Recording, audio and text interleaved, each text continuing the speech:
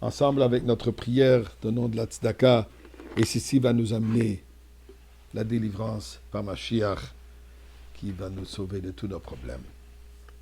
Ce Shabbat, le 20e jour du mois de Av, sera 80 ans depuis la disparition de Reb Leivik, le père du rabbi, Reb Levi Yitzchak Schneerson, qui était rave de la grande ville, en Ukraine, la ville d'Yekaterinslav, qui malheureusement a perdu sa vie suite à son exil, que les Russes l'ont envoyé, les communistes l'ont envoyé, dû à ses activités pour sauvegarder le judaïsme. Mais aujourd'hui, je ne vais pas parler maintenant de son histoire, plutôt je voudrais partager une pensée typique à Reb Leivik. Qu'est-ce que je veux dire par typique? Reb Leivik était un génie et qui avait ce don particulier de fusionner, de prendre n'importe quel sujet de Torah et de voir ça du point de vue halachique, légal, du point de vue moral, du point de vue drash, et incluant aussi la Kabbalah et l'application pratique. Eh bien, une petite pensée. Reliée à la paracha de cette semaine, où nous avons le deuxième paragraphe du Shema que nous disons tous les jours, Vayaim Shamoa, Moshe Rabbeinu de dire, Vayaim Shamoa Tishmuel Mitzvotai, si vous allez écouter les mitzvot, mes mitzvot. Bien sûr, il parle au nom d'Akadosh Baruch Hu. Shrina medaberet b'tor grodo. C'est la voix de Dieu qui passe à travers les cordes vocaux de Moshe Rabbeinu. Et il lui dit, si vous allez donc suivre mes commandements, alors, venatati metar artechem beito yore umalkosh. Je vais vous donner la pluie pour la terre, dans votre pays, dans le moment approprié, yore umalkosh, première pluie, deuxième pluie, la pluie moins forte, la pluie plus forte, en disant quoi? Si vous allez faire Torah et Mitzvot, je vous promets que la pluie qui représente la bénédiction divine, la pluie qui représente aussi Geshem, Gashmiut, notre vie matérielle, tout cela sera donné par Dieu, dépendamment de notre comportement.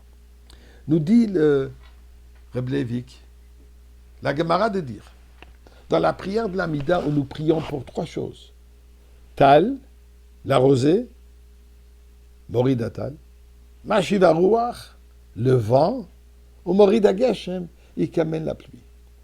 Dit la Gemara qu'en réalité, la prière essentielle et obligatoire, elle est celle pour la pluie.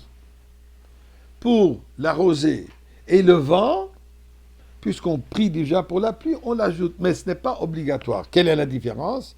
Si par exemple, on a oublié de mentionner Moridatal, ou si on a oublié de mentionner le vent, il ne faut pas répéter l'Amida une deuxième fois. Mais si en hiver, on a oublié de prier pour la pluie, il faut répéter l'Amida. On ne s'est pas acquitté de la prière. Demande Reb Leivik, pourquoi? Eh bien, voyez, écoutez l'explication.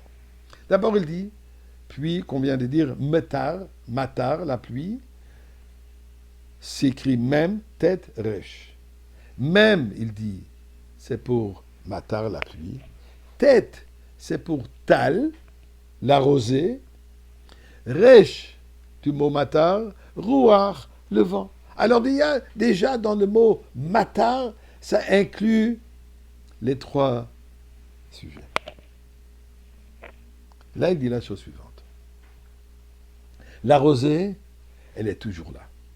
Peu importe ce qui se passe, peu importe la température, peu importe la saison, la rosée tous les matins est là.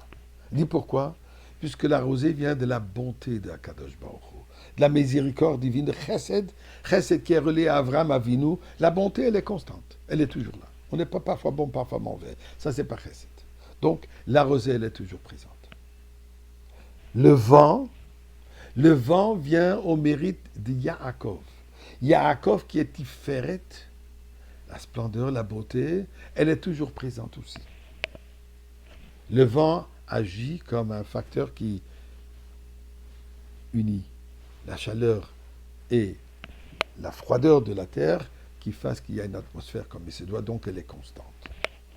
La pluie, vient et dit, ça c'est déjà un aspect de Gevura, rigueur, relié à Yitzhak. Quand c'est rigueur, c'est certainement pas constant. Ça, on a besoin de prier. Pour que cette pluie, qui est Gevura, qui est Yitzhak, on a besoin de prier pour que cette Gevura soit chesed. Pour que cette pluie, comme il dit dans le Passouk, soit une pluie de bénédiction, pas chas v'shalom, une pluie de destruction. Et pour ça, si on n'a pas prié, on ne s'est pas acquitté.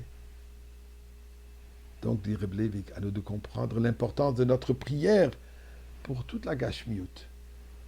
La pluie représente aussi notre bien-être physique, les besoins de tous les jours. Alors, Ribono Shel Olam, tu dis que le vent, il est toujours. Alors, amène-nous par le vent le Beth Amikdash.